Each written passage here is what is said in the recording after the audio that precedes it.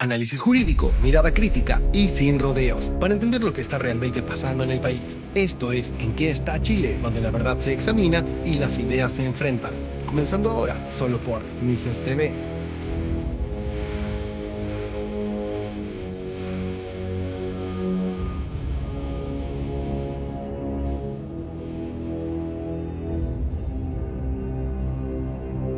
¿En qué está Chile? ¿En qué está Chile? No es sino una iniciativa de Mises con Usur en un espacio para compartir, para departir, no necesariamente en la confrontación, sino también muchas veces en la reflexión.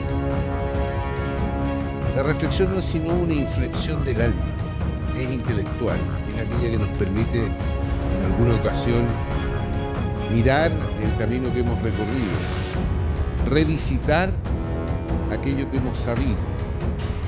Pero esa inflexión o esa reflexión no existiría si no hubiesen vocaciones, si no hubiesen convicciones que nos permiten mirar y visitar nuestro pasado, no desde la frágil memoria, sino desde el buen recaudo patrimonial. Y quienes se dedican a ese recaudo patrimonial no hacen sino mantener no la historia, sino la vivencia como un hecho actual que nos permite conectar emocionalmente con quienes somos.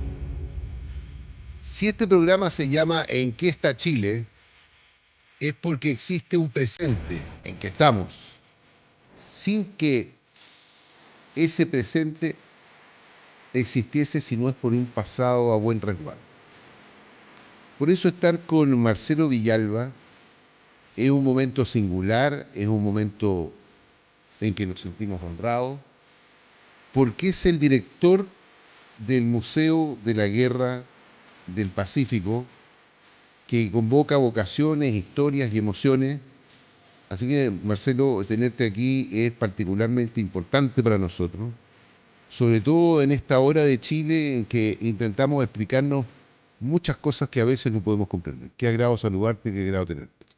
Gracias, Jaime. Gracias al canal que nos ha invitado a compartir un poquito de historia, conversar un poquito de lo que hicieron nuestros antepasados para que nosotros hoy día estemos sentados al día de hoy acá, conversando de ese legado que a veces lamentablemente la contingencia y las autoridades dejan en el olvido y no le dan el valor que merecen. Entonces yo agradezco esa invitación. Es un gusto estar acá compartiendo contigo y, y enseñándoles también, compartiéndolo con nuestro público, con la gente que nos sigue, que nos apaña, que nos acompaña, porque el chileno en general, el buen chileno, deseoso, está hambriento de conocer su verdadera historia. No la historia oficial, porque lamentablemente mucha de nuestra historia al día de hoy está alterada por intereses, por conveniencias que han dejado este legado de nuestros veteranos, por ejemplo, de la Guerra del Pacífico, muy, muy mal parado. O sea, eh, yo converso constantemente con la gente que nos va a ver y nos dicen que nosotros le quitamos mal a los bolivianos. O nos dicen que Grau es un caballero. O que los chilenos fueron, esto fue hace muy poco, fueron enviados, curados, inconscientes y encadenados a enfrentar una guerra. O sea, y lo dicen en programas que tú dices, esta gente dónde estudió, o sea, dónde está el rigor histórico. Así que qué rico es esta instancia poder conversar sobre historia verdadera, nuestra historia. Cuéntanos, tú diriges un museo de la Guerra del Pacífico que tiene un patronímico. ¿Quién es el patronímico del museo que tú diriges? Bueno, nuestro patronímico es Domingo Toro Herrera. un ¿Quién per- fue Domingo de Toro Herrera? Qué buena pregunta, porque nos la hacen siempre. Domingo Toro Herrera es un servidor público, un personaje que amó entrañablemente este país, al grado que derramó su sangre en los campos de batalla. Él era un civil, descendiente directo de Mateo Toro Zambrano, descendiente de la Paula Jaraquemada, de los Mira, Carrera. mira qué Entonces es un notable. hombre que cuando le tocó eh, responder al compromiso que lleva su sangre para con la patria en peligro, que fue la guerra del Pacífico, él asumió esto y primero va como un ciudadano más. Él es un fundador del Cuerpo Bombero de Santiago. Ya, muy bien. Entonces, con otros bomberos, acuerdan de la primera compañía de Cuerpo Bombero de Santiago crear una brigada cívica en el mes de marzo. A nosotros siempre nos han enseñado que el 21 de mayo es lo que hace la diferencia y motiva a que todo el pueblo vaya a apoyar la guerra. Fíjate que hay harta gente, entre ellas Domingo, que están visualizando que esto viene muy feo, que están informados, que han descubierto el tratado secreto que tanto negaba el Perú cuando se ofreció de árbitro, Sí, claro. y con el ministro Lavalle acá enojándose porque le decían a cada rato si existía o no el famoso tratado. Y él crea con estos ciudadanos y el pueblo del sector de la Chimba esta unidad de cívicos voluntarios, que en el mes de abril pasa a ser el Batallón Cívico Movilizado Chacabuco. Ok. Histórico Sí, el claro. Chacabuco. Ese quien además fue vicepresidente de la Filarmónica, fue quien instaura el monumento en la Plaza Sotomayor a los héroes del 21 de mayo. Es el que crea el Club Naval, que se llamó originalmente Club Científico Naval, que era para que el oficial que sale de la escuela naval tenga herramientas para hacer progresar la Armada y el país. Entonces, van a estudiar cómo sería la Academia Inglesa. Y aquí está en naval. Valparaíso. Claro, y hoy día se llama Club Naval. Club Naval, sí, claro. Le cortaron El científico. para no estudiar. Sí, claro. Yo estaba almorzando ahí, se almorzó muy bien. Es muy bueno, pero le quitan esa parte importante. Creó la Liga Cívico-Patriota. Fue parlamentario. Él fue diputado y senador, y 2 veces fue presidente de la Cámara de Diputados. Fue también intendente de Valparaíso, intendente de Coquimbo.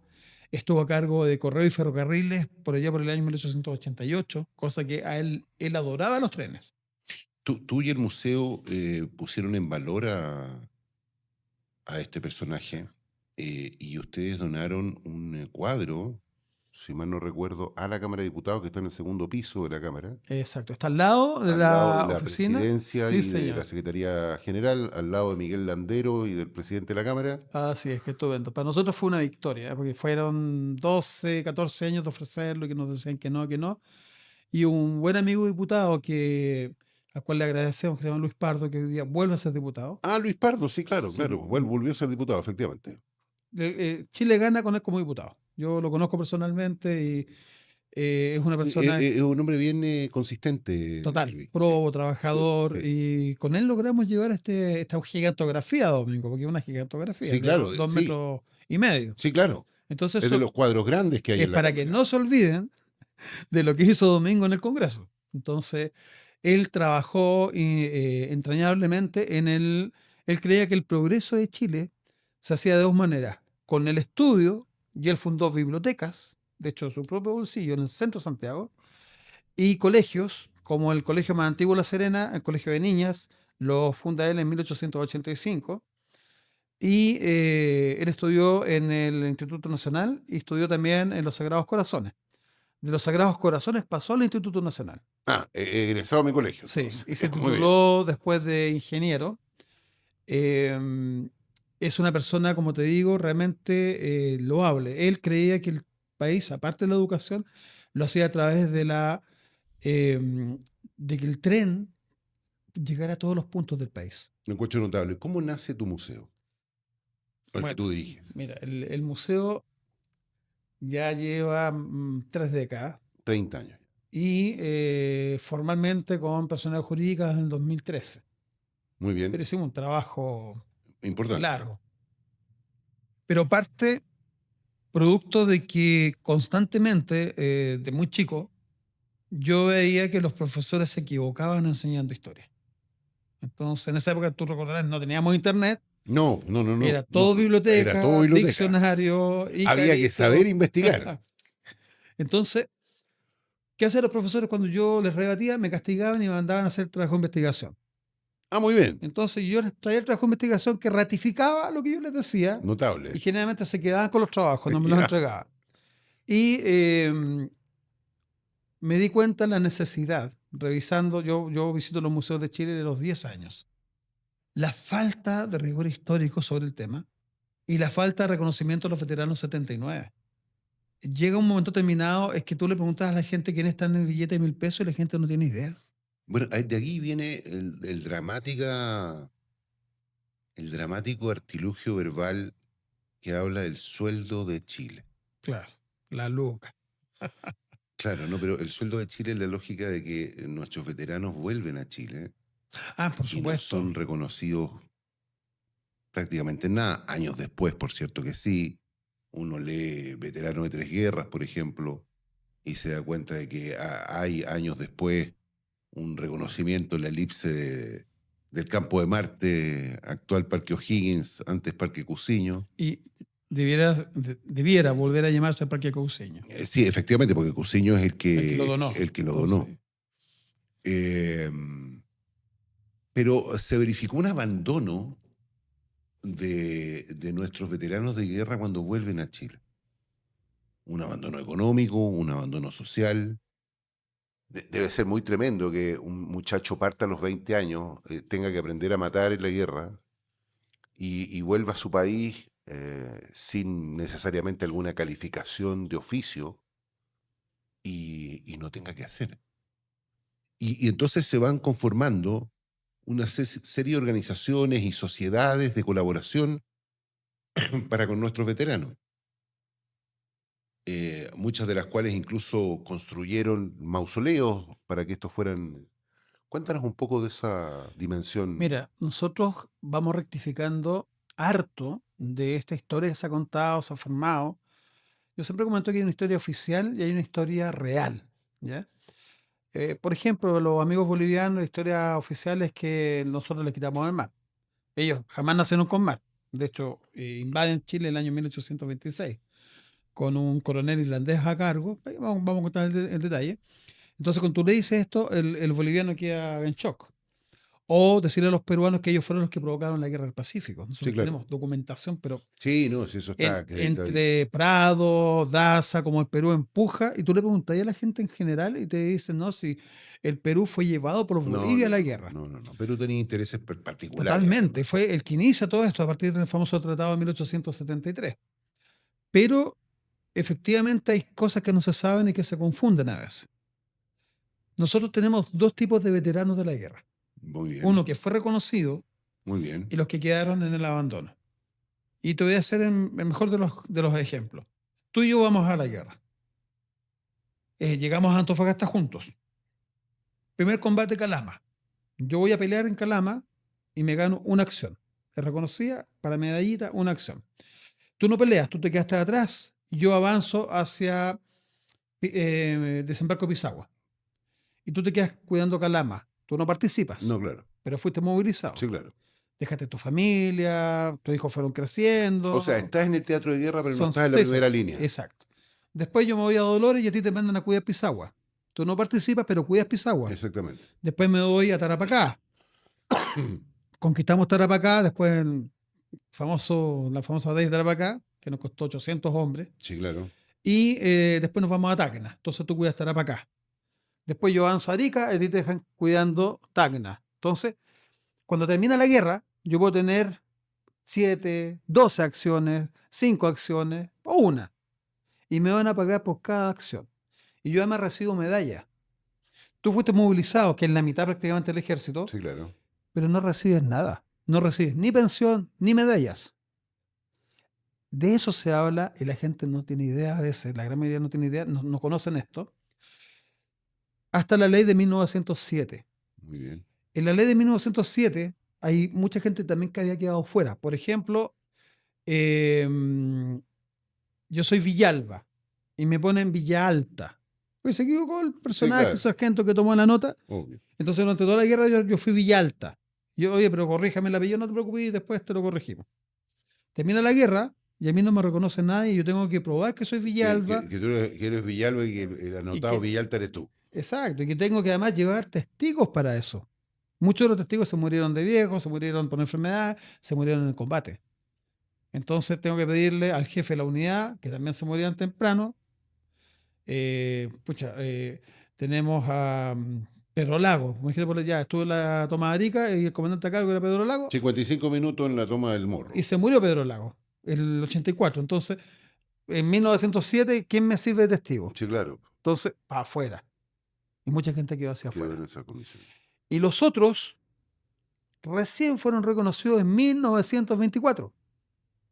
Ley del Congreso Nacional, O sea, ya 1924. quedaban muy pocos ya. El último murió el año 1967 con Sí, 106 años, sí, Orellana, allá en Orellana, Temuco, sí, que, sí. que partió de soldado. Este es uno de los casos que yo comento. Partió de soldado y él fue movilizado. Pero él no tiene acciones de combate porque él hacía la comida.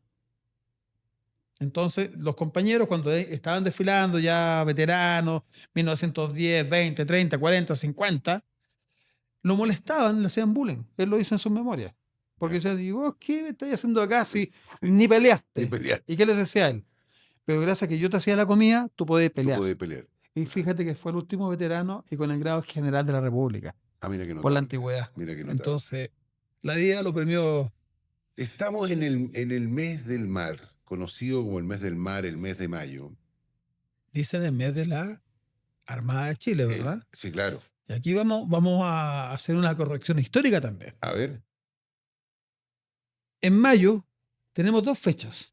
Yo no le quiero quitar ni restar a la Armada nada, pero también hay que recordar la batalla de Tacna. 26 de mayo de claro, 1880. efectivamente. Se des- O sea, tenemos Iquique y Punta Gruesa. Exacto. Siempre se habla Dos. de Iquique, ¿no? No, Dos. Iquique y Punta Gruesa. Y por eso nosotros hablamos de batalla naval de Iquique, no combate. La Ya, trascendencia. Ya, ok. Entonces vamos a ese concepto. ¿Qué distingue una batalla de un combate? Mira, yo cuando era chiquitito me enseñaron que combate era en el agua y batalla era en tierra. Y eso no tiene nada que ver. Ya. Es la trascendencia. Si yo me quedase con eso, ¿cómo celebramos entonces el combate de la Concepción? Que fue en tierra, Claro, y se le habla de combate. el combate de Los Ángeles, y podemos hablar del Sí, claro. combate de Calama. Bueno, es la trascendencia. Y vamos a tomar la Concepción.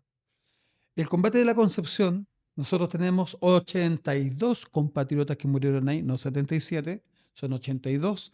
Son 77 militares, 3 mujeres Tres civiles mujeres, una embarazada. que dio a luz en el Claro. combate y un niñito de 5 años que era el hijo de músico. Muy Y todo bien. esto lo sabemos ¿por qué? Porque el médico que extrae los corazones de nuestros oficiales Sí. escribe en 1922 sus memorias Ah, y muy las bien. publica en Talca. Muy bien. Entonces, ¿quién mejor para Sí, claro, esa enseñarte la primera historia fuente. que el que estuvo ahí? Claro. Entonces, y él dice ver a las mujeres muertas. A nivel de ejército siempre se habla de los 77, de hecho generalmente hablan de los 77 chacabucanos. Sí, claro. Y son 77 del Chacabuco, uno del regimiento Lautaro que se llama Pedro González, o sea, ya no son 77 del No, Chacabuco, no, claro. y te dicen la cuarta compañía histórica. Resulta que yo me fui al diario oficial de la época buscando a cada uno de los que fallecieron ahí, porque una vez llegó una persona diciendo yo soy descendiente y mi pariente no estaba en la cuarta, estaba en la primera. Estaba en la primera. Entonces yo hice el trabajo y efectivamente tenemos de las 6 compañías.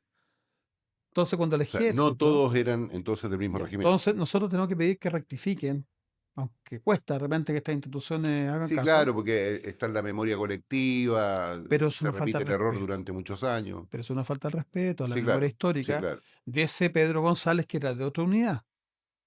Lo otro, la gran mayoría de los que estaban en la Concepción estaban enfermos, perdón, enfermos.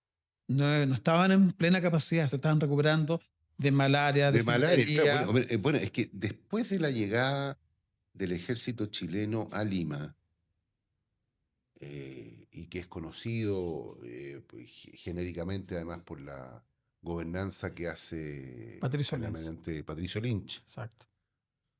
pero se verifica una serie de confrontaciones, batallas en la sierra peruana y en la selva peruana por la insurrección de Cáceres, que dieron lugar a que muchos soldados chilenos murieran a consecuencia de enfermedades propias, Endémica. exactamente, propias de la selva peruana.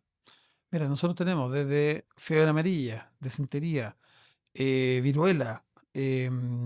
Hay un bicho, el pique, que es un bicho que entraba por los dedos tanto de las manos como de los pies, ¿Ya? que era imposible de sacarlo a menos que se amputara ya sea el dedo o la extremidad. Podía ser tan malo que te podían amputar un pie o una mano. Entonces son muchas las enfermedades endémicas que no estábamos nosotros preparados para recibirlas. No, pero Y para otra cosa nada. importante, en los pueblos peruanos los basurales estaban pegados a la ciudad, pegados al pueblo. Entonces el grado de infecciones que producía esto era... Disentería y otras ¿Qué hicimos cosas. nosotros? Les limpiamos los pueblos del Perú, Sí, claro. partiendo por el basural que había en el RIMAC de 300 años. Y se empezaron a acabar las enfermedades. Pero eso fue un trabajo nuestro, Sí, que claro. no te habla nadie de eso. No, no, no, no. Bueno, el Chacabuco fallece, ¿verdad? Pero no provoca una diferencia en la conducción de la guerra, como lo hace el 21 de mayo, como lo hace la batalla de Tacna, como lo hace Chorrillo, Miraflores. Exactamente. Entonces, el combate puede ser muy, muy cruento, pero que no produce este cambio a favor de una de las partes. La batalla sí. Y por eso, Ok, batalla o naval sea, de las Iquique batallas trasciende. son aquellas confrontaciones que trascienden a la batalla misma y eventualmente dan un giro en el proceso de la guerra. A favor o en... Constituyen hitos. Totalmente, totalmente. Bueno, Arturo Prat era abogado. Arturo Prat, su memoria de grado fue sobre la ley electoral. Así es. El primer tribunal electoral de Santiago tiene una copia de la memoria eh, en el tercer piso del edificio donde están los tribunales electorales en Chile. Y Sí, nosotros también en nuestra biblioteca. ustedes también en la Sí. biblioteca. Prat era una singularidad de que fuera abogado de profesión y además fuera marino. Prat nace en Ñingüe, teniendo muy pocas posibilidades. Es el primer hijo vivo, porque Carmela pierde 3 niños, creo, 4, con anterioridad hasta que nace Arturo. Arturo fue bastante enclenque, era bañado en agua helada de manera permanente, incluso en agua de mar, para efectos de darle fortaleza física. Tanta fortaleza que salva de hundimiento a la Esmeralda años antes que el combate naval de Iquique en una tormenta que se verifica en Valparaíso y se lanza al mar Arturo Prat para salvar el barco que está a punto de o golpear con el puerto o hundirse a consecuencia de las marejadas. Y se transformó en el santo cívico de Chile, de alguna manera. Mira, ese tema es muy bonito. Primero, hay un personaje, Setter, que trata de menoscabar eso.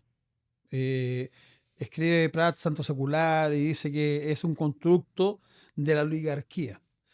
Resulta que apenas se produce, se conoce, mejor dicho, lo que se... Esa es la batalla naval de Iquique. eh, el pueblo, la gente común, eh, crean un pañuelo con la imagen de Condel, de Prat, porque aquí 21 de mayo no es solamente Prat, es Condel y Prat. Efectivamente. Iquique y Punta Gruesa. Si falta uno, no tenemos No esta tenemos, gloria. exactamente. Y resulta que fue el pueblo que empieza a reconocer a Arturo Prat, no es la élite. Y hay publicaciones de eso, hay reconocimiento en los diarios en general. Y por lo que Setter entonces para mí no es fuente.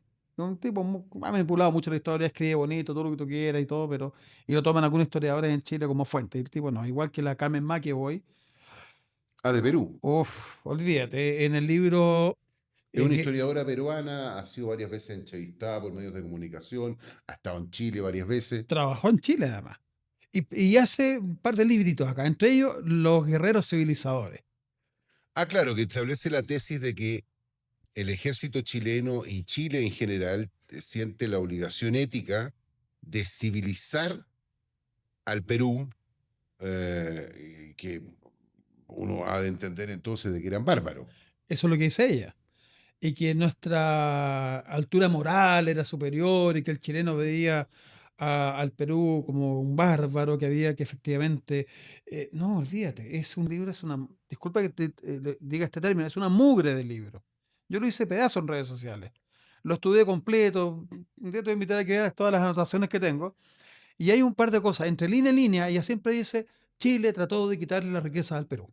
Constantemente. Fíjate en ese ejercicio. Constantemente. Ella va metiendo esa idea en todo el libro. Llega al grado de inventar, de mentir descaradamente, creando una unidad reforzada, que es un término moderno ¿Ya? de unir ejército, artillería y caballería, a cargo de un francés ¿ya? Que ese francés estuvo en Chile 30 años, era más chileno que los protos burros. Y que estos eran puros extranjeros, que se les pagaba más que a los chilenos, y aquí viene la parte más Singular. fantasiosa, que esta unidad atacaba de noche la infraestructura peruana y después veníamos nosotros. Si uno revisa las batallas, y aún más, la ley de presupuesto, nosotros no le pagamos ningún, estos serían como mercenarios extranjeros, no se le paga a nadie, todos tienen un mismo sueldo, de hecho siempre estuvieron al debe, nuestros soldados terminan la guerra y le quedan debiendo la mitad Bueno, del sueldo. nosotros teníamos una unidad que es china o oriental Ya, en la Guerra del Pacífico, que son orientales que estaban en condición de esclavos en el Perú ujú, y que se incorporan como batallón, según entiendo, Ya. tú nos vas a sacar del error, exacto. en colaboración al avance de Chile hacia el norte. Ya, ahí está Quintín Quintana, ¿verdad? Famoso, que Quintín hace el Quintana, juramento, ya eso es efectivamente. real. Hace el juramento con Patricio Lynch, matan a un gallo. En la memoria de Lynch dice que cuando le dan a beber la sangre del gallo, le dio un asco tremendo, pero tenía que hacerlo para no ofender a los chinos. Entonces se tuvo que dar el taco de sangre de gallo del fresquita. enemigo, claro. Pero la realidad, el famoso batallón Vulcano nunca existió. ¿Ya? Nosotros sí integramos a los chinos cerca de 2000 en el servicio sanitario y en bagajes. Pero los chinos no pelearon Ah, a no, favor y nuestro. además en cocinería, es decir, en Eh, alimentación a la tropa. Bagajes, ¿qué es lo que es?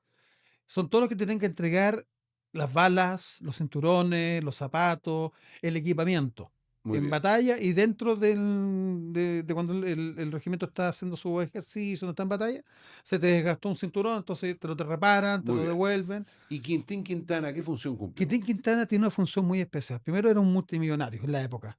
¿Ya? El hombre logró salir de la esclavitud y forma lo que diríamos hoy día un Ripley, un Falabella, Ah, muy bien. con sucursales en otras ciudades aparte de Lima. Ah, muy bien. Y tiene una hacienda para esa época tener una No, hacienda, era tener mucho pero manejo fíjate económico. lo que nosotros somos muy ingratos.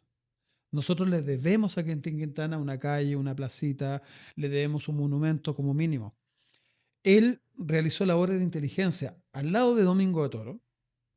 Cuando Domingo sale herido en la Estamos batalla de hablando del Chorrillos, chino Quintín Quintana, Quintín Quintana, famoso. que le ponen, castellanizan su nombre y le Claro. inventan, digamos, el Quintín Quintana como nombre. Generalmente, igual que acá pasaba con los indígenas nuestros, se le da el apellido de la gente que era dueño. Claro, ¿No? O sea, claro. cuando lo van, hacen esta... no sé, el chino la pasaba muy mal. El chino ingresa engañado al Perú Efectivamente. con un contrato que cambia después Patricio Lynch. Yo tengo todo un trabajo sobre eso realizado que es maravilloso. Y durante esos 5 años el chino no se podía arrancar porque lo podían matar, tenía que pagar ese viaje que lo trajeron de Cantón al Perú, tenía que pagar una fortuna inmensa. Y más encima, lo que no te cuentan es que los marcaban con un hierro igual que las vacas. Entonces, cuando se trataba de arrancar el chinito, que son muchos los casos, lo tomaban, ubicaban de dónde pertenecía, lo devolvían y generalmente lo castigaban con severas penas, incluyendo la muerte, para poner un ejemplo a los demás chinos para que no se arrancaran. Quintín Quintana logra salir de todo eso. Los chinos libertos logran integrarse a la sociedad peruana de una manera formidable que hace que los chinos les tengan celos a muerte. Cuando viene Chorrillo, viene Miraflores, los chinos eran masacrados por los negros de una manera espantosa. Por negros peruanos. Por los negros peruanos, acuérdate que tienen muchos africanos todavía, Sí, sí, mucho esclavo que viene sí, sí, sí. por los mulatos, zambos, se hacen varias mezclas. Y, por ejemplo, en la hacienda de Montalbán, va Enrique Baeza a socorrer con el Victoria, unidad de San Bernardo, que Sí, nadie habla de ello, que también sí. es como los Cuando de habla la de la hacienda de Irlanda, Montalbán, estamos hablando de la que es Perú, O'Higgins. claro. Y hay cerca de 3000 chinos que están siendo masacrados por los negros. Los chinos tenían Remington Rolling Block, que es un arma fantástica, Peabodys, que alcanzan 3 kilómetros de distancia, o sea, son armas fantásticas, no esto que nos dicen a nosotros que los peruanos disparaban con la carabina de Ambrosio. Están muy bien equipados, están muy bien armados los peruanos. Y esa es parte de los mitos, esto que uno va corrigiendo. De hecho, tenemos las armas en el museo. Claro. Y los chinos, ¿cómo se defendían? Como manejaban la pólvora, tenían conocimiento, hacían lanzadores con tuberías. Entonces lograban mantener a los negros a Y por qué raya. terminan incorporados entonces al ejército chileno? Porque el chino se vuelve una mano de obra.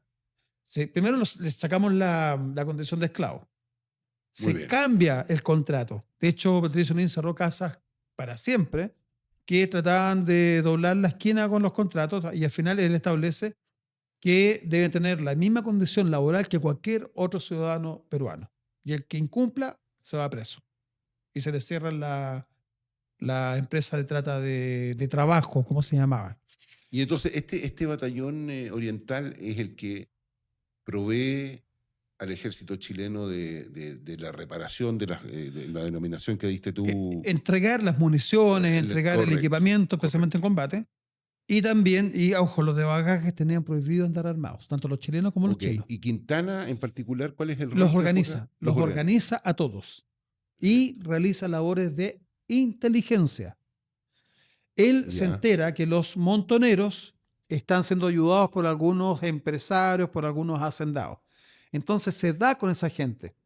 Inclusive, Quintín Quintana es responsable del ahorcamiento de un par de hacendados que habían suministrado armamento, que habían suministrado alimentos a Cáceres y a otros, pues, no solamente es Cáceres, son varios los montoneros.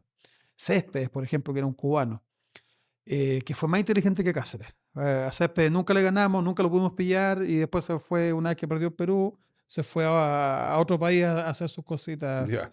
revolucionarias. Y Quintín Quintana no podía quedarse en el Perú cuando nosotros nos devolvemos porque tenía orden de ser apresado y Sí, no, claro, asesinado. además había hecho muchos enemigos, eso es evidente. Entonces él se quedaba, lo mataba y tuvo que renunciar a todo. Ah, Él dejó dejó todo. todas sus propiedades, sus almacenes, su hacienda. Yo encontré la noticia en 1907, cuando el Estado peruano, queriendo que él vuelva, pone la hacienda en remate, a menos que su dueño la vaya a recuperar. O sea, él pisaba el Perú y no Era volvía. pisar el palito. Literalmente. Entonces, cuando él llega a Chile, fíjate lo triste, después de todo lo que hizo por nosotros y como era conocido, su primer trabajo fue de gañana en el puerto, en Valparaíso, cargador de la Vega, Cargador cargador de las ferias claro, en claro, los puertos. O sea, claro. bueno, después un amigo lo reconoce y se lo trae a Santiago y lo ingresó a la Policía Municipal de Santiago. Ah, muy bien. Y era inspector. Y él crea el departamento criminalístico, lo que sería hoy día la PDI. Sí, claro. ¿Ya? Entonces, es un hombre que tiene mucho, como te digo, para que nosotros le agradezcamos. Como el Capitán Dinamita. ¿Quién fue el Capitán Un Dinamita? gran personaje. Nosotros en nuestro museo le tenemos un salón dedicado a Arturo Contémosle a Villarreal la gente Garenzón. quién es el Capitán Dinamita.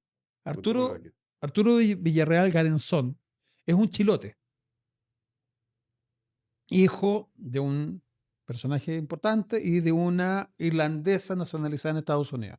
Muy bien. Entonces este chiquillo nace además en una tormenta, lo que dice que es lo que le da un acento a su carácter. Era muy hiperkinético, de estatura más o menos baja, medio rubiecito, ojos claros. Hoy día nosotros somos amigos de los descendientes y hay uno que tú pones a Arturo, la foto de él, Ah, muy bien, y se parecen y muchísimo. son una gota de agua. Bueno, pasa con Freire eso, ¿ah? Sí, Hay también. un descendiente de Sí, Freire que sí, sí. aparece en los medios que tú lo Sí, ves sí, lo conozco también. y es Freire el presidente, Sí, son iguales. son iguales.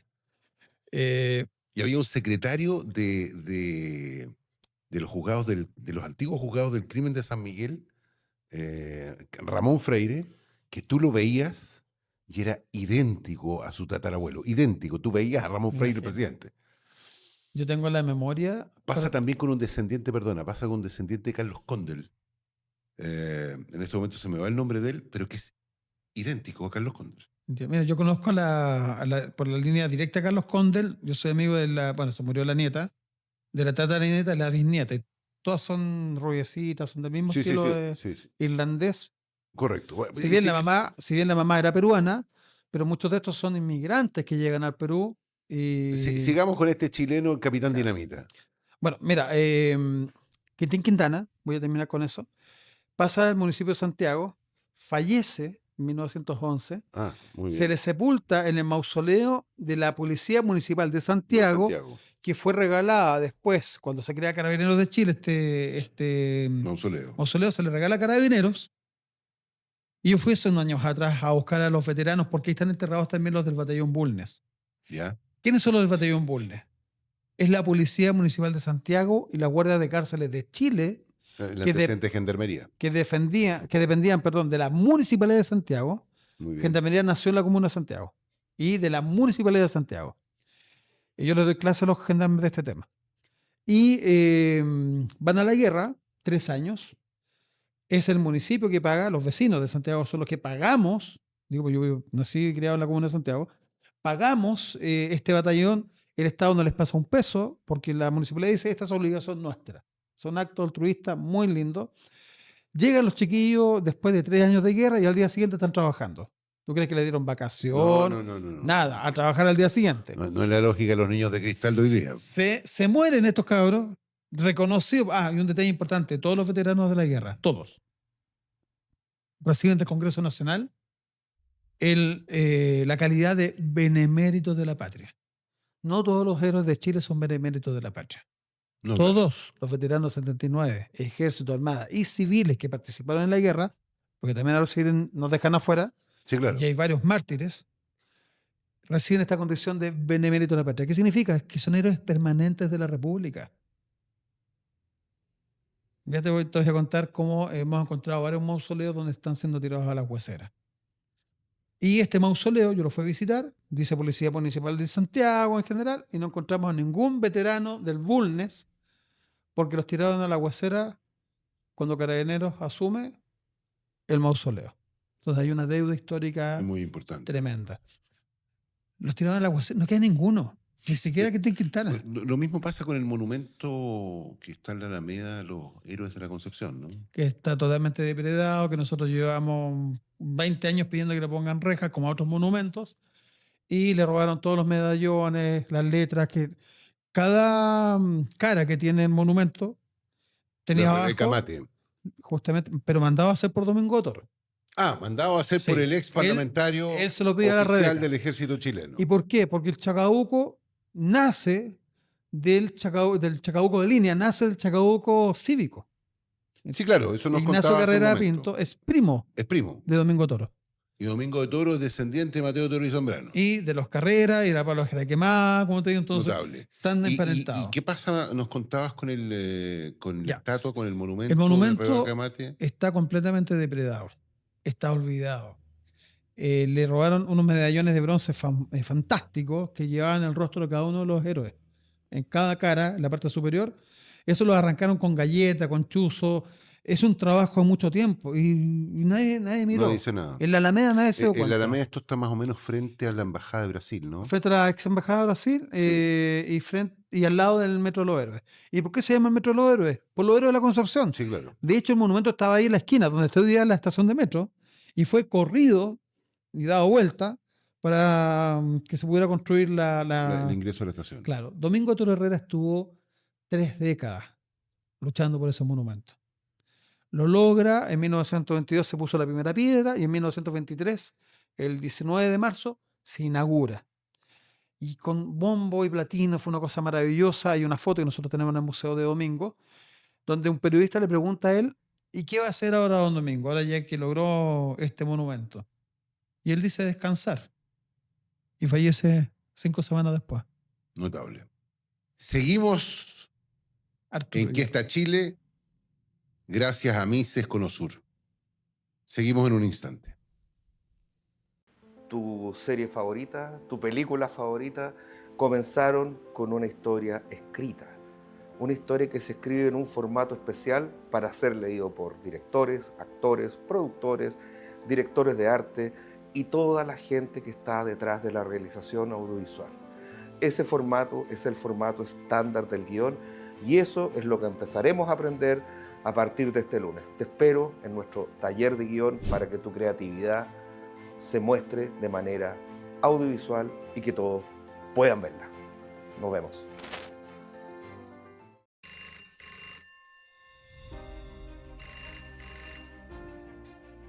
Mises Conosur, buenos días. Hola, ¿de verdad puedo estudiar con una beca? Sí, y no estás sola. El talento está en todas partes, pero las oportunidades no. Eso se acabó. Si tienes ganas de aprender, ya tienes lo más importante. Lo demás lo ponemos nosotros. Este instituto no vino a adaptarse al sistema, vino a abrir puertas donde antes había muros. Aquí nadie se queda afuera, nadie. El dinero deja de ser una barrera. Ingresa al programa de becas del Instituto Mises Conosur porque nuestro propósito es que cada persona adquiera mejores herramientas para su vida, forje su prosperidad y sepamos identificar dónde están las ideas que crean prosperidad. Cuéntanos quién eres y hasta dónde quieres llegar. Este marzo puede ser el comienzo de algo grande, un nuevo camino, una nueva etapa. Nosotros ponemos las herramientas, tú pones la decisión. Estudia a tu ritmo, a tu hora, sin dejar lo que más importa, porque formarte no es solo aprender, es tomar mejores decisiones, es cambiar tu historia y también el país en el que vives. Postula al programa de becas del Instituto Mises Conosur, porque el talento no puede seguir esperando. Nadie se queda afuera. Este es tu momento. Tómalo y nos vemos en clases. Ya estamos de vuelta junto al gran Jaime Yanzana para preguntarnos en qué está Chile solo por Mises TV.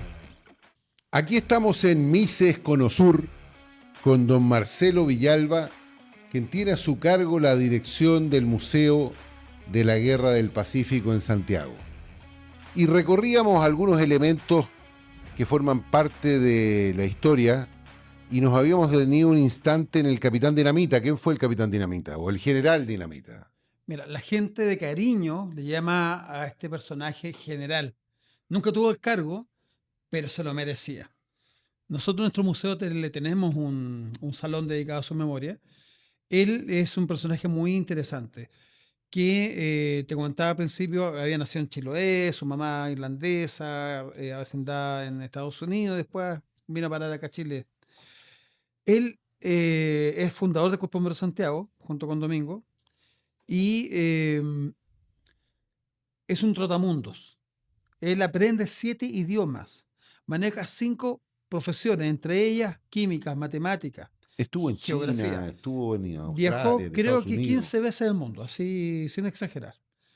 Y Era un hombre bajito nosotros de calculamos que apariencia. debe medir 1,68 m, no más que eso. Lo vemos por los descendientes que son amigos nuestros el día de hoy. Muy bien. Entonces, el bisnieto, tataranieto nos van a ver y son iguales. Pero es un hombre gran. ¿Pierde un brazo o También. una pierna? No, él no perdió ni brazo ni pierna, ¿Ya? a pesar que en el Museo Bauriza hay Sí. una pintura Sí, claro, por eso lo señalo. que se le atribuye a Juan Francisco González, pero lo que nosotros descubrimos, de hecho le tenemos que hacer llegar a ese museo, son los antecedentes, es que es un autorretrato del autor. Ah, muy bien. Es una crítica social que hace... Ah, claro, tenemos que decirle a la gente de que muchos de los veteranos vuelven cercenados y vuelven amputados, porque bueno, no existía en la ciencia médica los elementos que tenemos hoy día, sobre todo desde el punto de vista de las infecciones. Por lo tanto, se amputaban piernas y brazos con mucha facilidad y hay muchos que volvieron en esa condición.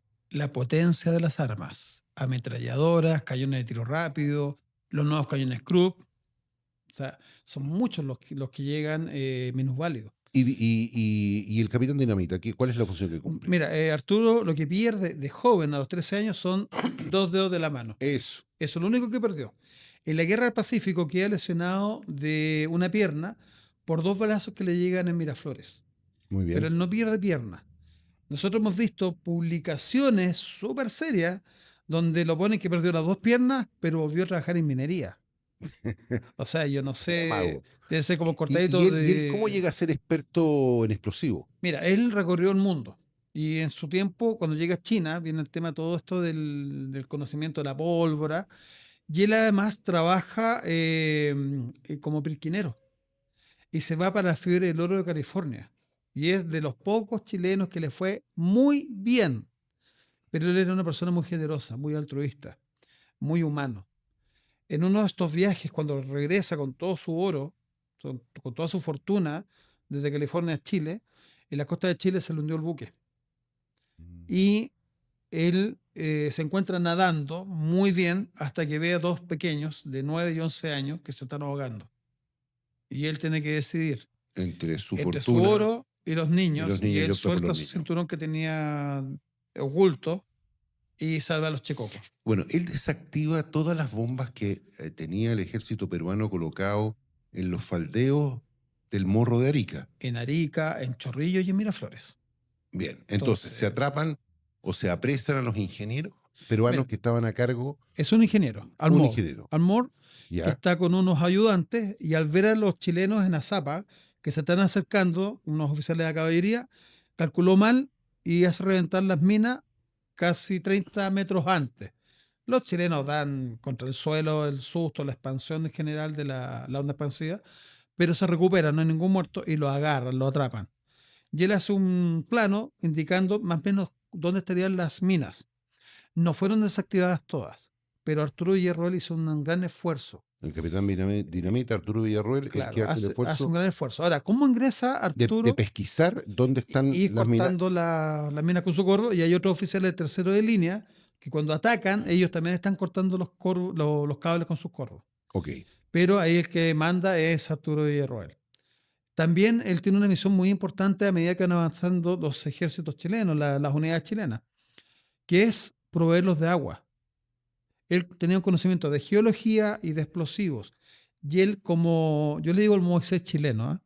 Así como el pueblo judío le pedía a Moisés que le diera agua, él hacía la el maná del oración, cielo, etc. tomaba el báculo y golpeaba las rocas y emanaba agua. Arturito lo hacía con la dinamita y él Por sus con pequeños, conocimientos de minería y explosivos. y habría verdaderos oasis que le daba agua. Por ejemplo, el más conocido fue para 7.000 soldados y 15.000 animales. Una piscina de 30 centímetros de alto por 7 de ancho. De no haber tenido los conocimientos, eso lo hubiera tapado y se nos muere el ejército. Sí, claro, absolutamente. Entonces, la labor de él fue tremenda. No fue bien considerado al principio y él prácticamente tiene que ofrecer sus servicios gratuitos a zapadores para que lo dejen ir. Le han dicho que no, porque le faltaban los 2 deditos, era más o menos bajito. Pensaron que iba a ser una molestia. Y él dice, mira, a mí no me pague. Yo me cubro todos mis gastos, uniforme, alimentos, lo que sea, y lléveme. Entonces le dijeron, ya, venga. Tuvo el grado de capitán asimilado. Quiere decir, un capitán honorífico, ni siquiera un grado legal. O sea, claro, no era de línea. Exacto, no. ni cívico ni nada. El asimilado es honorífico. Y la labor que le hace al país es tremenda. Por tanto, él debiese tener también una escultura en la Alameda, debiese tener una calle que lo recuerde por todo lo que hizo. La gente fue muy agradecida. Pero además él fue héroe como bombero.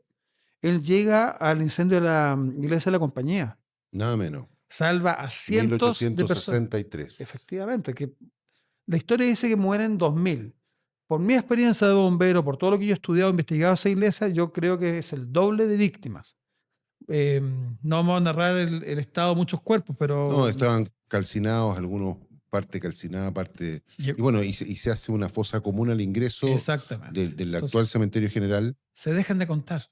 Muy, muy interesante eso. ¿Y cómo murió Arturo Prat entonces? Esto es bien interesante, Jaime, porque lo que se dice oficialmente y está en la página de la Armada y lo que se enseña es que recibe un balazo en la cabeza. ¿Ya? Nosotros hicimos un trabajo científico forense, balístico en Estados Unidos, para demostrar que eso es mentira, que está completamente errado la historia oficial sobre la muerte de Arturo Prat.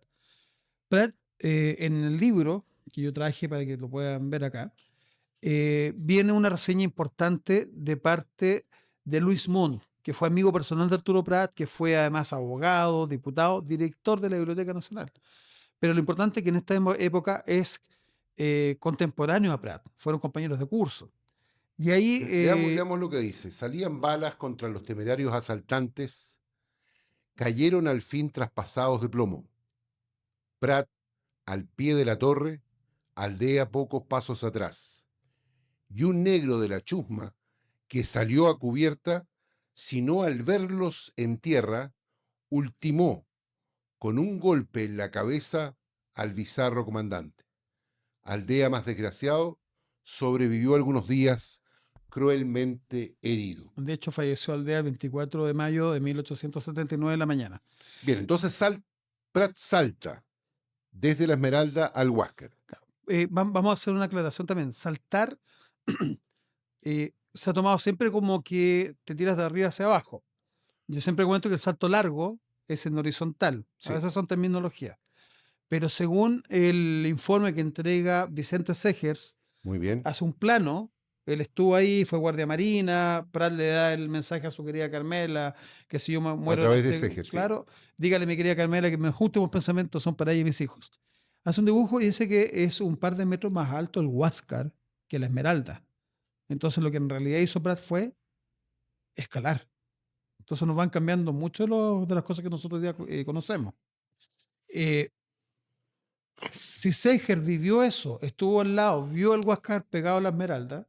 Estamos hablando del primer espolonazo de 3. Exactamente, porque después la Esmeralda se está hundiendo. Entonces, aún queda más baja la Esmeralda.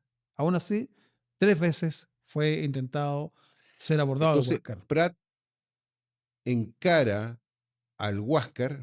Se prepara, porque no, mira, en la carta de Grau a la Carmela, donde ella es la que le da la calidad a Caballero de los Mares, yo, la verdad, Sí. no le doy esa calidad, y tiene que ver con la muerte de Prat y todo lo que hizo con la tripulación de la Esmeralda. De hecho, tenemos otro documento acá, que es de la memoria Juan Agustín Cabrera Casitúa, Bien, publicada el 21 de mayo de 1880. bien. Y Un año Casitúa después. es un civil que está accidentalmente en la Esmeralda. Él fue como comisionado a reparar el cable telegráfico que había cortado el Huáscar en Antofagasta. Lo presta el MOP. Es civil. No tenían ingenieros que arreglaran eso. Lo mandaron de Santiago a Antofagasta. Repara el cable y queda libre. Entonces, ¿qué hago ahora? Un amigo le dice, mira, está bloqueando la escuadra chilena Iquique. ¿Y puedo ir? Y lo lleva. Cuando llega, la escuadra está preparándose para partir a atacar a la peruana, porque recordemos que nosotros aceptamos las 2 declaraciones de guerra que hacen nuestros países vecinos y nos vemos obligados a participar en Primero la es la guerra. declaración boliviana, luego la declaración peruana, entonces Chile toma el guante a consecuencia de 2 declaraciones de guerra. Exacto. Peruana, o sea, boliviana primero, peruana después. Entonces Chile no tiene otra opción que ir a la guerra frente a 2 declaratorias. Entonces no somos, como generalmente se nos pone, los que provocamos la guerra y la declaramos. 21 de mayo, 1879. Prat está en la Esmeralda. Prat está en la Esmeralda, está con su tripulación. Juan Agustín Cabrera Gacetúa es testigo de todo esto, escucha la arenga famosa y le pregunta a Prat qué puede hacer. Y él dice, ayúdenos. Lo ponen en la enfermería, pero fue tan dantesco lo que él vio, tantas heridas que él vio, cuerpos destrozados, gente sufriendo, que se choqueó tanto y dice, capitán, no puedo estar ahí. Y le dice ayuda a los que están disparando los cañones. Entonces, para nosotros es una fuente primordial. Prat se lanza al Huáscar. Sabiendo lo poderoso que es el Huáscar. Sabiendo lo poderoso que es el Huáscar. Estamos en pleno combate. El combate, conforme la pólvora que se usa, el tipo de cañones que tenemos, determina de que está lleno de humo la cubierta de la Esmeralda y no se ve absolutamente nada. Como no se ve nada, Prat está en la toldilla, el resto de los marinos está en cubierta. Prat resuelve lanzarse, no es escuchado, se lanza, ¿quién se lanza con él? ¿Cómo es la dinámica del abordaje primero de Prat y luego de la muerte de Prat? Prat tiene un buque mecánicamente inservible, estructuralmente muy dañado, por, como tú lo comentaste al principio, ese temporal que lleva a encallar la Esmeralda, y fue reparada como se pudo, gracias a Prat, que peleó, no quería que la Esmeralda fuera deshuesada, pero se repara no muy bien, entonces queda haciendo agua. Llegan a esas condiciones con una bomba de achique constantemente funcionando a Iquique. La caldera tiene 109 parches, fueron contados. Y cada vez que la hacían funcionar, uno yo más, otro parche más. Entonces, era un buque que no podía presentar ninguna situación no podía mayor. presentar batalla, no. Pero aún así, fíjate, y esto es lo interesante, lo que hace grande a Prat. La arenga hermana a todos. Prat es considerado hoy día samurái en Japón, uno de los más grandes. Acaban de inaugurar otra estatua de Prat fuera de Chile. Sí, en Inglaterra. En Inglaterra. Y eso es por en la admiración. escuela naval, digamos. Sí, de Inglaterra. Ahora, Prat el concepto que tiene Japón es gracias al almirante Togo, que conoció a Pratt cuando Pratt fue comisionado como diplomático y que cumplía una misión bajo cuerda, digamos, de espía. Y lo conoció en una fiesta diplomática y lo encontró una persona muy simpática. Luego Nelson y Pratt están en Tokio. En Iwo Jima. En Iwo Jima. En la escuela naval de Iwo Jima. Entonces tenemos a la Esmeralda llena de humo, tenemos a Pratt en la toldilla. Y los ruidos Y los insoportables. ruidos de cañonazos y balazos. Entonces, la gente no lo ve. Recordemos que Pratt además tiene una tripulación que va al abordaje. Ellos se fueron preparando desde mucho antes. Cuando a Pratt por fin le dan permiso para ir al norte, porque antes estaba con otra comisión, que era fiscal de puerto, y después le sirve de secretario a Rafael Sotomayor cuando lo nombran delegado de la Armada para representación del gobierno. Pratt es trasladado ese mismo 5 de abril, está siendo, como te digo, de secretario de Sotomayor, y él baja, entrega la declaración de guerra e informa a las demás delegaciones diplomáticas que están en Iquique que entramos en guerra. ¿A quién está representando? ¿A la Armada o al gobierno? No, al gobierno. Entonces, eso mata el mito de que la Armada le tenía mal y todas estas cosas que hemos ido escuchando. Sí, no. Está representando al gobierno de Chile. Una figura señera al interior de la Armada Luego, en ese momento. Luego Pratt habla con Sotomayor y le pide permiso para que lo deje regresar a Valparaíso para poder embarcarse en la comisión de lo que él es un oficial de guerra, condecorado, inclusive por haber capturado la Covadonga en la guerra contra España. Y lo hace al abordaje. Entonces, el abordaje está en la conciencia de Pratt. Cuando le dan permiso al final, él va con la Covadonga a Iquique, la navega, y en el libro Crónicas de Guerra de Arturo Litt, que es cuando él tenía 13 años, Arturo, fue contratado por Arturo Pratt, él comenta que los 8 días que duró el trayecto hicieron constantes ejercicios de abordaje, en la mañana y en la tarde. Entonces, O sea, el cuerpo de marinos y Pratt habían hecho prácticas absolutas de abordaje en la lógica en que llegaran barcos de mayor condición a la que estaba, a lo menos la Esmeralda, porque la Covadonga estaba en perfectas condiciones. hasta ese momento sí. Estamos en la toldilla, el 21 de mayo, está lleno de sangre la cubierta, Humo, gritos. está lleno de humo, está lleno de cañonazos, no se ve nada, Pratt está en la toldilla. Y le están disparando desde tierra. Y el Huáscar. Exactamente.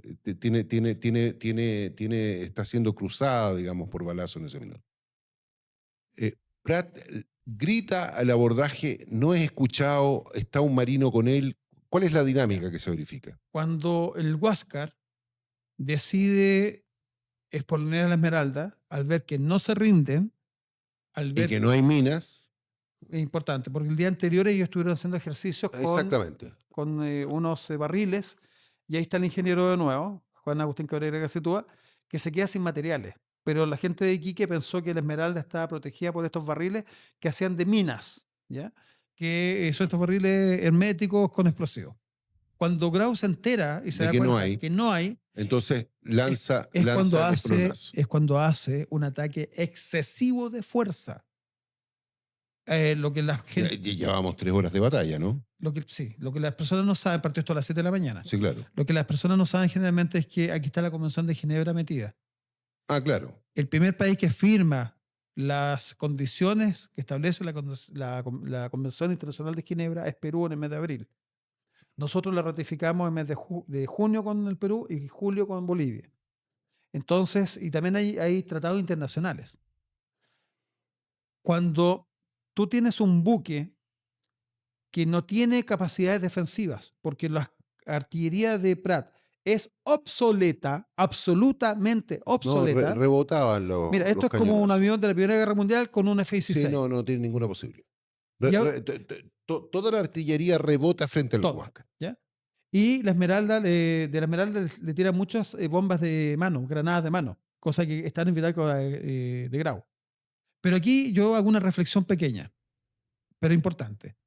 Si yo tengo un buque blindado importante, que tiene una potencia de 48 cuadras de potencia de mis cañones, ¿necesito polonear al buque menor? No tenía sentido. Me puedo poner a 5 metros Claro, y le disparo en línea de flotación y lo exactamente, hundo.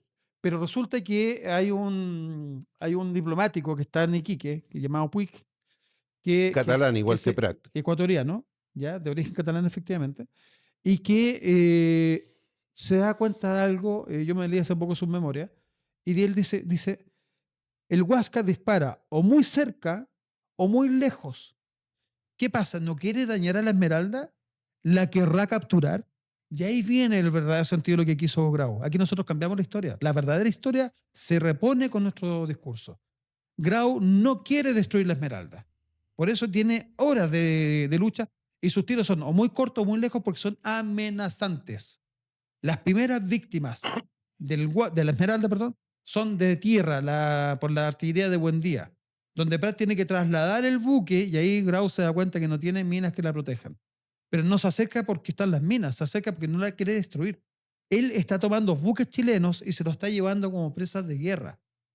La ley de presas marítimas del Perú indica que el capitán y tripulación de un buque peruano que tome a un buque enemigo, ese buque enemigo va a ser tasado, valorado en su contenido y el buque aparte, y esa plata se le va a pagar a los submarinos que capturaron el buque. Ya, muy bien, entonces la tesis es que Grau quería conservar la Esmeralda para efectos de ser trofeo de guerra y al mismo tiempo un modo de compensación económica a los marinos del Huáscar.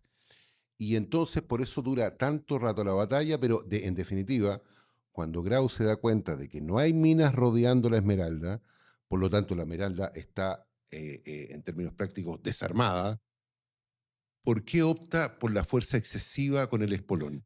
Porque está quedando mal ante las escuadras internacionales que están ahí, hay buques franceses, italianos, y su pueblo, de que un buque, un barcucho, que no tienen nada con qué defenderse, no se rindan. Él pensó que con un par de cañonazos la Esmeralda se rendía. No sabía con quién estaba tratando. Otro mito que vamos a destruir inmediatamente, que yo he escuchado mucho, que Prat y Grau eran amigos, porque estuvieron en la guerra contra España. Claro, se habían conocido en la guerra contra España. Ellos no se conocieron. En el mundo militar está la antigüedad.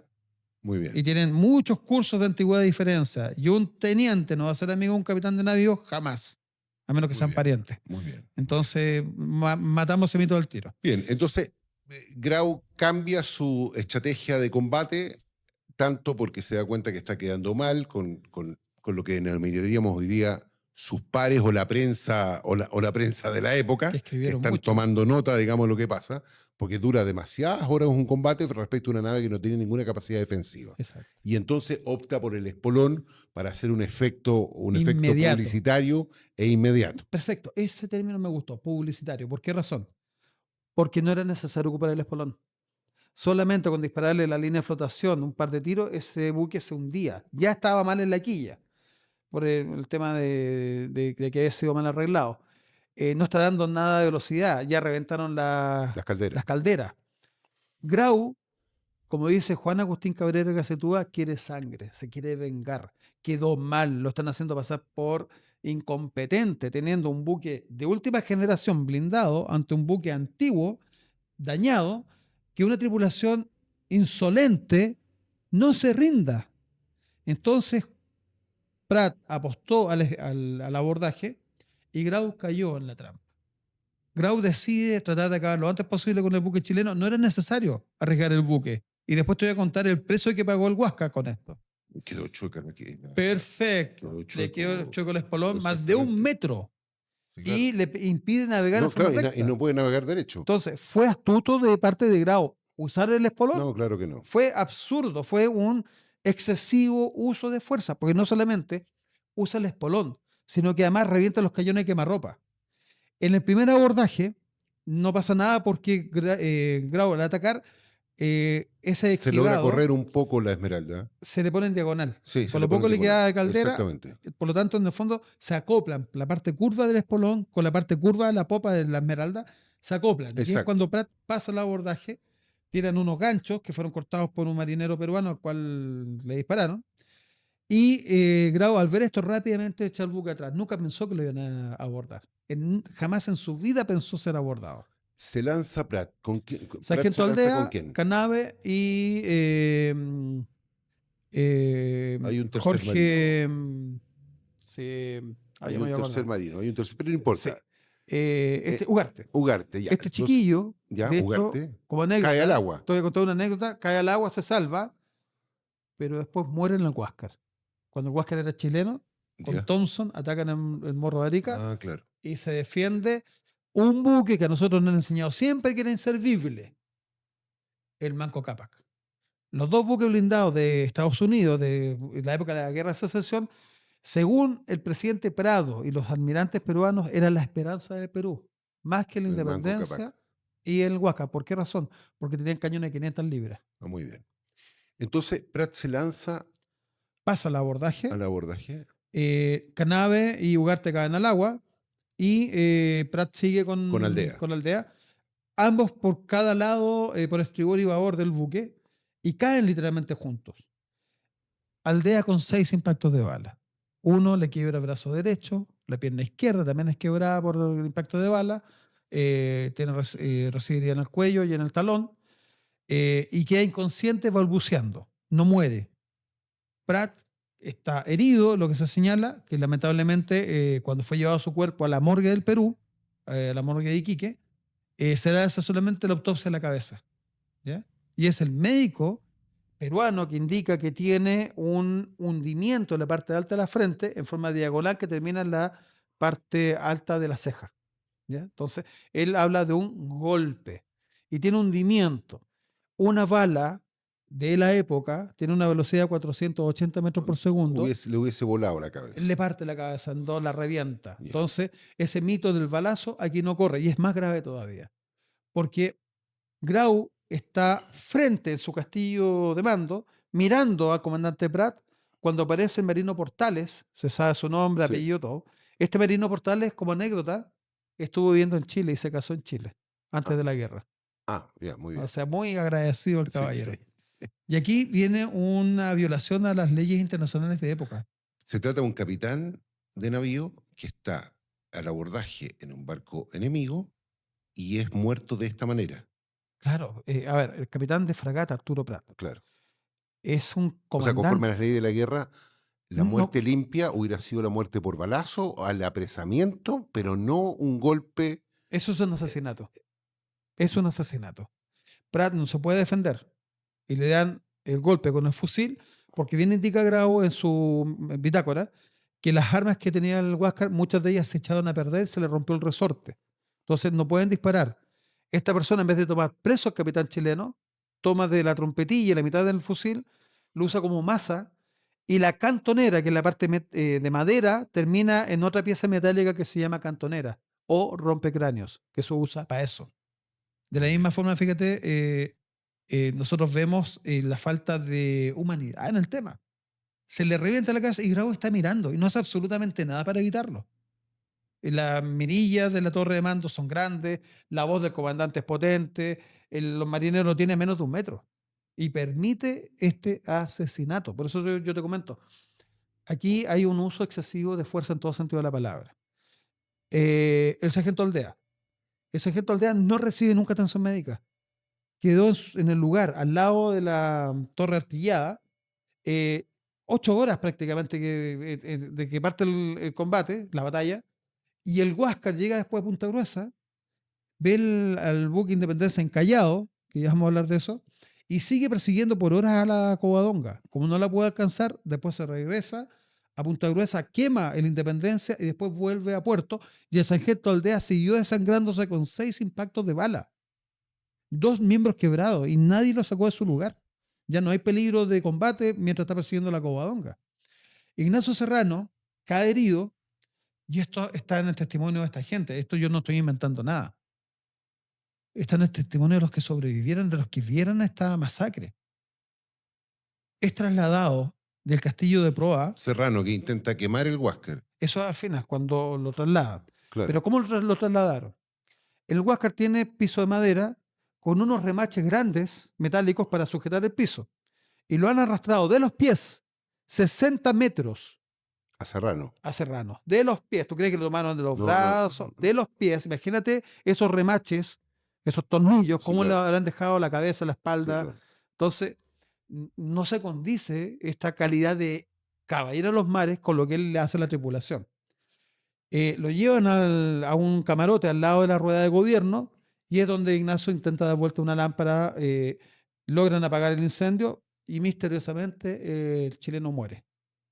Y aquí viene otra parte que yo destaco, cuando los médicos chilenos, por las convenciones internacionales, no solo la de Ginebra, o sea, le piden permiso a Grau de poder ir a atender al herido chileno, que era un derecho, Grau grita fuerte a ese no y obliga a los médicos chilenos a atender a Velarde, que es el único muerto en el Huáscar peruano, el teniente Velarde, por una herida de fusil en el estómago. O sea, te obligan a atender al enemigo y no a tu propio compañero, a tu compatriota. Hubo 3 espolonazos, Efectivamente. Siempre se habla de hubo 2. 3 abordajes. Exactamente. Tenemos el primer abordaje de Prat, Aldea, Y después estos otros 2 marinos. Hurtado. Exactamente, El tercero- uno de los que caen al mar. Exacto. Y ojo, un detalle. El tercer abordaje lo hacen soldados. El sargento Aldea es soldado. Esa otra anécdota interesante que nosotros tratamos de poner en valor. El 21 de mayo no solamente es de la Armada de Chile. Es una acción conjunta. Quienes manejan los cañones, quienes manejan el abordaje y desembarco, son soldados que están en comisión, que los separan de su unidad de tierra, cuyo jefe es un coronel, la Armada no tiene coroneles, y entonces nosotros le hemos quitado un valor importante al por qué ganamos la guerra. La ganamos por unidad nacional. El Morro de Arica también es conjunto, porque mientras los soldados, el Lautaro está corriendo por la playa, el tercero y el cuarto están subiendo arriba del morro, es la Armada la que protege el ascenso de los soldados y a los lautarinos que están por la playa, y son los que atacan además al puerto. Es una acción conjunta, y siempre se ha dicho que Arica es del ejército y el 21 de mayo es de la Armada. Ya, entonces No todos los es cañones así. de la Esmeralda son Obsoletos. obsoletos, pero están siendo operados por Artilleros de por marina. artilleros de Exacto. artilleros de ejército o artilleros de marina. Se llama artillero de marina. Pero son ejército. Son de ejército. Otro detalle, el navales, cuerpos navales y artillería naval también son de ejército. Muy bien. Tenemos 2 espolonazos más. Exacto. ¿Qué pasa en los otros 2 espolonazos? En cada espolonazo, el Huáscar revienta los cañones de quemarropa. En el segundo espolonazo, ¿Qué significa reventar los cañones? disparar a quemarropa. Ok. muy Cañones de 300 libras, más bien. las dos. Claro, no, es más- una masacre. Más las 12 ametralladoras y Es la una fusilería. masacre absoluta. Yo La lo que consulta, Jaime, ¿era necesario? pienso- no, absolutamente no. Entonces, ¿por qué hoy día recordamos a este señor como caballero de los mares? ¿Te das cuenta? Entiendo. Entonces, el segundo espolonazo. ¿Qué pasa en el segundo espolonazo? Es cuando Ignacio Serrano intenta pasar con cerca de 20 soldados, pero el Huáscar Grau se preparó y puso las ametralladoras en cubierta en dirección al castillo de Proa. Apenas se asomaron los chilenos, los barrieron del mapa. Entonces, Alcanzan a saltar. casi pasan, pero caen todos muertos, caen al agua y queda Ignacio Serrano gravemente herido. Y En la cubierta del en Huáscar. la cubierta de Huáscar en el castillo de Proa, donde fue arrastrado por los pies. Por los pies. Y después tenemos el tercer El tercer espolonazo, espolonazo. que lo hace Hurtado, pero ya las ametralladoras del Huáscar, la Esmeralda ya está bastante Abajo. sumergida y no logran el cometido. Entonces, pero ahí te habla del espíritu. Pero se verificó. Está verificado, los 3 espolonazos. Sí, pero en el tercer espolonazo, ¿se verifica el que salta el chileno al Huáscar? No alcanzaron, trataron, alcanzan. pero los barrieron con las ametralladoras. Ok. Y de hecho ya, como te digo, el Huáscar o sea, está más inaccesible, puesto que la Esmeralda está hundiéndose. Y tratan, en la parte media, pasar al abordaje. Pero las ametralladoras no los dejan. Entonces, desde el punto de vista bélico, la acción del espolonazo y la sucesión de 3 espolonazos sobre la base de las baterías, es decir, las armas que tenía el Huáscar, las posibilidades superiores que tenía el Huáscar, era absolutamente innecesario. Totalmente. Te hago una pregunta. Después, la muerte de Prat, en los términos en que es muerto, por un golpe brutal en la cabeza, tampoco era necesario desde el punto de vista operativo, digamos, bélico. Y una cosa importante, los acuerdos de aquella época es que los jefes no se matan. Si los jefes faltan, ¿quién maneja la tropa? ¿Quién controla a la tropa? Entonces los comandantes no se matan entre sí. Puede, como Nelson, que recibe un balazo en el ojo, en forma accidental, puede ser. ¿Es cierto que Portales es sancionado por Grau respecto de De este hecho, fue sacado del buque. Nosotros tenemos bitácora en el Grau, la Ya. copia regalada por el nieto del contador del Huáscar, Muy bien. donde aparece el personaje trasladado a los 3 días. Desaparece la historia. Lo sacan para que no le pregunten. Ok. Y Grau en su bitácora, que es muy extraño, no pone ninguna indicación de cómo muere el capitán chileno. No, ninguna. Cero. Solamente que murió en el abordaje. Nada más. Pero sí lo está viendo cómo lo mataron. Bueno, porque no quería que se supiera que se había Exactamente. violado una, Que no tiene nada, caballeros. una norma de guerra en torno a que capitanes no se matan. Exactamente. Y por último, mira, aunque no hubiera existido esa norma, si la persona está herida, tú la tomas presa. Tú no la aniquilas, tú no permites que tu gente la masacre, porque un golpe en la cabeza no tiene justificación alguna. También cuando niega la ayuda médica. Y hay una cosa que... Aldea. Sí, y hay una cosa a Aldea y a Ignacio Serrano, le negó a los dos. Claro. Y otra cosa importante, el Huáscar dice, Grau, que no pudo ir en socorro de los náufragos 40 minutos porque los botes que tenía el Huáscar estaban todos acribillados por las balas de la Esmeralda, que tenía, según él, ametralladoras. No, la Esmeralda no La tenía, Esmeralda, ni la Covadonga, ni ningún No. buque de madera tenía ametralladora. Las únicas ametralladoras registradas las tiene el Blanco y el Cochrane, que fueron regalos de Edwards y de Varela, que era un empresario minero, porque eran muy caras. Y Chile no tenía la posibilidad de comprar en ese momento. Entonces ellos se las trajeron. Y aquí viene lo más triste de esto. El náufrago, que tiene un balazo en el brazo, en el pecho, en la pierna, trauma en la cabeza, necesita ser atendido inmediatamente. Y Grau dejó que se ahogaran. Pero rescata a algunos marinos. Un momento. 40 minutos después. Después de que salió en persecución. Manda a los botes. No, se quedó parado ¿Ya? mientras la Esmeralda se hundió. Y la Esmeralda se hundió muy rápido. Sí. Una vez que se hunde, esperó 40 minutos sin pedir ayuda. Por ejemplo, el puerto que lo tenía cerca. Y tú haces, se llama telégrafo bandera. Tú avisas con las banderas, tú hablas con las banderas y hubieras pedido botes para socorrer. Botes de tierra que fueran a socorrer a los Cuando el capitán de puerto se acerca al Huáscar para avisarle que la Esmeralda no tiene protección de minas, ese bote tiene una capacidad, según lo que se estima, de unas 20 personas. ¿Por qué no mandó ese bote? ¿Tú has estado alguna vez en el Huáscar? Sí. ¿Cómo accediste al Huáscar? A través de una balsa, A través ¿verdad? de una balsa, sí. Y al lado del Huáscar hay una escalerita. Exactamente. ¿Y por qué no sacó el buque y con esa escalera salvaron a la gente? ¿Por qué dejaron que se ahogaran? Yo te tengo la respuesta. ¿Cuál fue?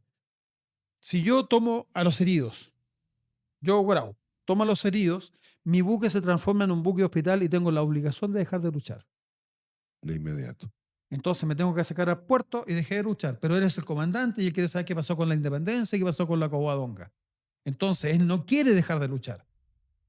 A vista y en conocimiento de que él es el comandante que pudo salvar a esa gente, los dejó ahogar. ¿Tú sabes que no se rescató ningún herido? La gente que él manda a buscar después en los botes reparados, 40 minutos después, Sí. están todos sanos. No hay un herido. O sea, los heridos fallecen, se ahogan. Exactamente. Entonces, eso es un crimen de guerra. Aquí y en cualquier parte. Peor aún, en los testimonios de Luis Uribe y de otros tripulantes, cuando Néstor Riquelme dispara el famoso último cañonazo, que todos hemos crecido escuchando esa historia, Sí. lo que no te han contado es que él cayó al agua y estando vivo, flotando, permitieron que de la tripulación del Huáscar le dispararan y lo acribillaron, lo masacraron. Eso está en los testimonios de los sobrevivientes de la Esmeralda. Porque eso nos enseña. Porque te van a decir que Grau O sea, es un canalla criminal de la guerra. Luis Uribe es muerto. Es Néstor Riquelme. Es Néstor Riquelme. Ok, claro. El que dispara el último Sí, cañonazo el último. estaba vivo y los peruanos al verlo en el agua lo masacraron, le dispararon. ¿No es un crimen de guerra dispararle a un náufrago? Sí, claro, por cierto que sí. Aquí y 200 años en el pasado. Sí, eso ha sido siempre. Y nosotros tenemos a Grau como el caballero de los mares. Bueno, esta distorsión histórica que se verifica en muchos episodios de la historia chilena y que van haciéndose, por cierto, mitos en términos prácticos, claro, deforman los hechos reales, permiten que cuestiones tan luctuosas como las que tú me señalas no se conozcan, pero el tenerte aquí permite relevar estas cuestiones que son desconocidas en la historia oficial y permiten dar una nueva mirada que enriquece estos episodios históricos que nos permiten en este mes del mar gozar de la unidad nacional, de ciertos elementos que nos reconocen como hijos todos de esta misma tierra. Jaime, ¿te puedo contar antes que terminemos este programa otra cosa que hay que corregir? ¿Sí? Cortito. Sí. Grau le manda los objetos personales a la Carmela, la esposa viuda, ¿verdad?, de Arturo Prat. Eso no es cierto, del todo. Es Benigno Posada el que, después de ver que dejan el cuerpo de Prat, de Ignacio Serrano y Aldea herido, sin atención médica, en el puerto, y ven cómo los patean, los escupen los peruanos, que eso tampoco te Sí, lo eso, comentan. no, sí, sí, Y Grau eso está pasó. mirando desde la cubierta. Sí. Él no hace nada para evitar eso. Le roban los zapatos a Arturo Prat, le tratan de robar las presillas, Sí. los botones. Este español con su colectividad intentan meterse y pedir dignidad, pedir que sean generosos por último en la muerte, y los agarran a combo, ellos tienen que salir arrancando por sus vidas. Es Benigno Posada el que le pide a Grau 3 veces que le pase los objetos para mandárselos ellos, la Sociedad Benéfica Española, a las viudas A la de viuda Prat. de Prat. Grau se lo mandó a una amiga, si no me equivoco, es la cuñada que él tiene, Sí. está casada, su cuñada es chilena, y en medio del viaje él rectifica y le dice, mándaselo a la Carmela. Eso también está documentado, no es un tema que a mí se me ocurrió. Entonces, él tiene conciencia que actuó mal y está limpiando imagen. Eso llevó a que él escribiera la famosa carta Sí. a la Carmela. Y aquí yo te voy a hacer una pregunta. Dime, Él le pone, su marido muere víctima de su temerario rojo. de su temerario rojo. Y nosotros hemos aplaudido 147 años esa frase. ¿Qué significa temerario? Valiente, al extremo. Eso nos enseñará a nosotros. Sí. Yo tengo un diccionario de 1880, Ya. estás invitadísimo a conocer nuestro museo, Sí, sí. y te voy a pasar el diccionario de 1880. Y temerario es imprudente. Imprudente. Entonces Grau dice, su marido murió por imprudente. Y llevó a su tripulación a la muerte por imprudente. Eso la Armada de Chile tiene que corregirlo. Sí. ¿Qué hace la Carmela? La Carmela es la que le da la categoría de héroe a Grau, Sí, es al la asesino Carmela. de su marido y Sí. de 148 tripulantes de la Esmeralda. Y dice en su carta que su Arturo muere, Ha tenido la delicadeza en ver estas delicadas pero ella pone una prendas. frase muy triste. Dice, mi marido muere ante un estéril sacrificio para la patria. Esta carta es de un mes después. A los 2 días de que se sabe lo que pasó en Iquique, el pueblo chileno se arma, Sí, claro. se Y se enfurece. Y envalentona, se enfurece. busca venganza, porque esa es la verdad. Se une ante una guerra que ahora saben que es cierta. Y la Carmela dice que su marido murió víctima, o sea, murió ante un estéril sacrificio para la patria. Entonces, tenemos que contar la historia como fue.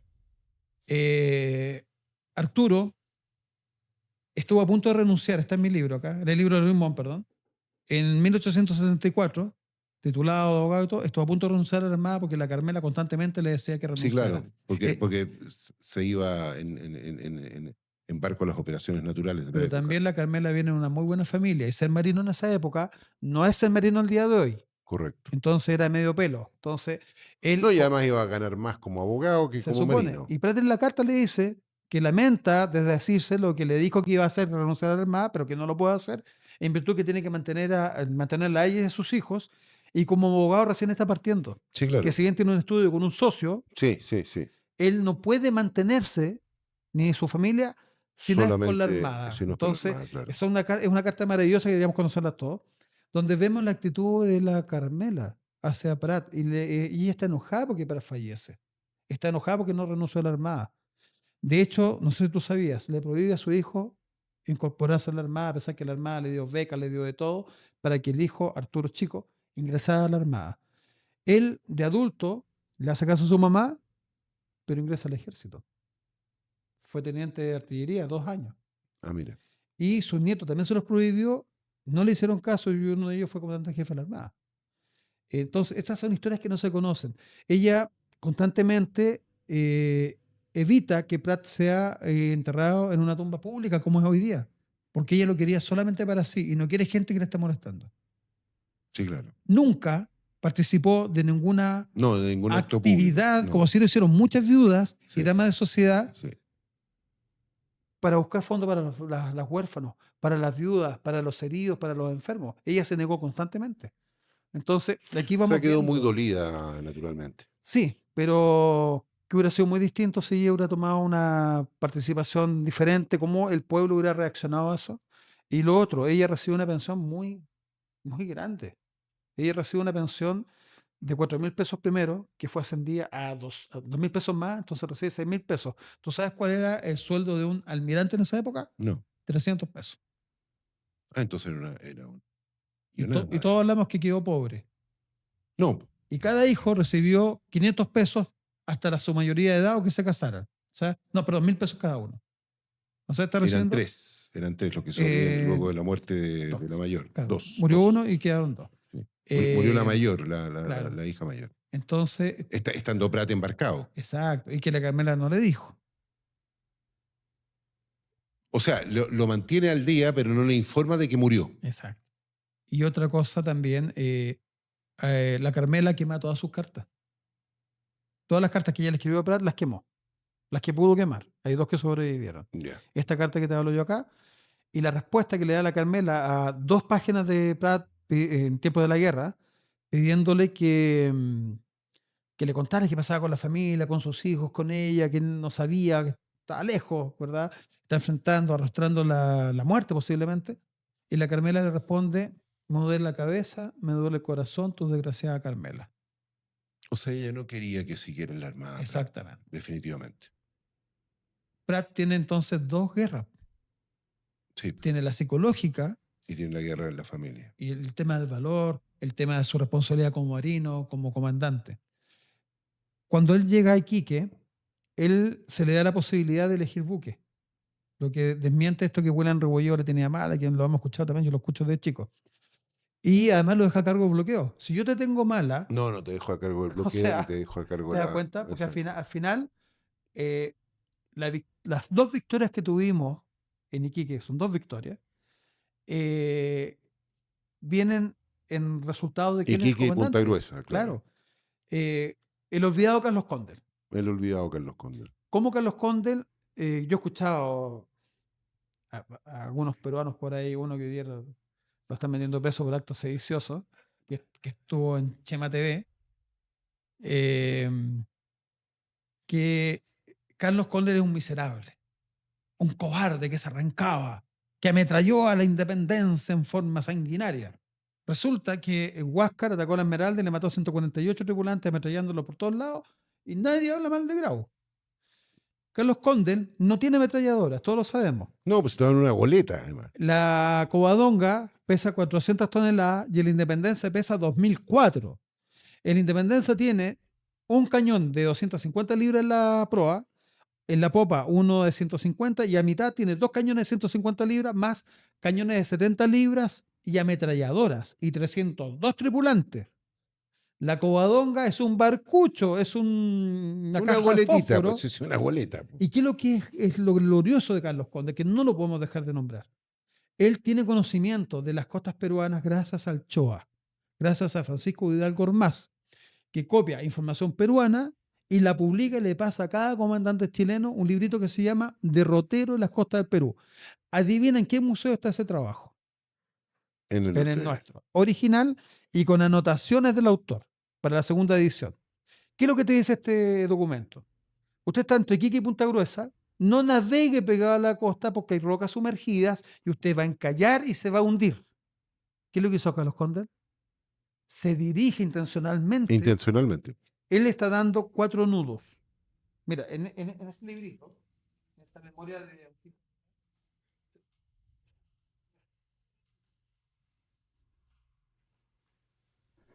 Ese por ahí. La Covadonga debía también, voy a poner los lentes porque si no, no voy a ver cómo corresponde. La Covadonga, que debía también seguir el mismo rumbo que la escuadra, tuvo que ver partir a sus demás compañeros, porque su máquina no funcionaba bien. Quedan pues en Iquique los 2 barcos más queridos para todo chileno. Entonces la Covadonga antes del 21 de mayo estaba buena y se echó a perder 2 días antes. Tenían que andar de 9 nudos. Para terminar y no aburrir a los auditores, televidentes, Sí, televidente. el Condell sabe que hay roca sumergida y dirige su buque intencionalmente porque no pensaba sobrevivir. Su tripulación tampoco. Son tan valientes como la Esmeralda. El buque peruano Independencia lo sigue con la imprudencia y yo diría impericia, por no decir una palabra más fuerte, de su De Moore. comandante. Juan Guillermo Moore conoce, es su mar, es su Es su terreno. barco, claro. Y lleva un buque de gran calado a aguas que se sabe que hay roca sumergida. La Covadonga, en términos de la entrevista que le hicieron a Carlos Condell, logra dar con la roca, la golpea, dice Condell, y nos elevamos y nos resbalamos como un delfín hasta caer al otro lado. Cuando nos damos vuelta, escuchamos un gran ensordecedor, estruendo. que es que la independencia estaba completamente encallada y nosotros gritamos Viva Chile tirando nuestros gorros al aire. Así ganó la Covadonga, pero estaban dispuestos a morir. Y Carlos Condell hoy día, ¿por qué no nos acordamos de él? Porque en buen término chileno sobrevivió. ¿En qué está Chile? En este mes del mar hemos tenido el agrado, el gusto de estar con Marcelo Villalba para recordar, para recrear el acto heroico que une a los chilenos en Iquique y en Punta Gruesa. Hasta una próxima edición en ¿Qué está Chile? Este programa que nos acerca a ustedes. Muchas gracias. Nos vemos.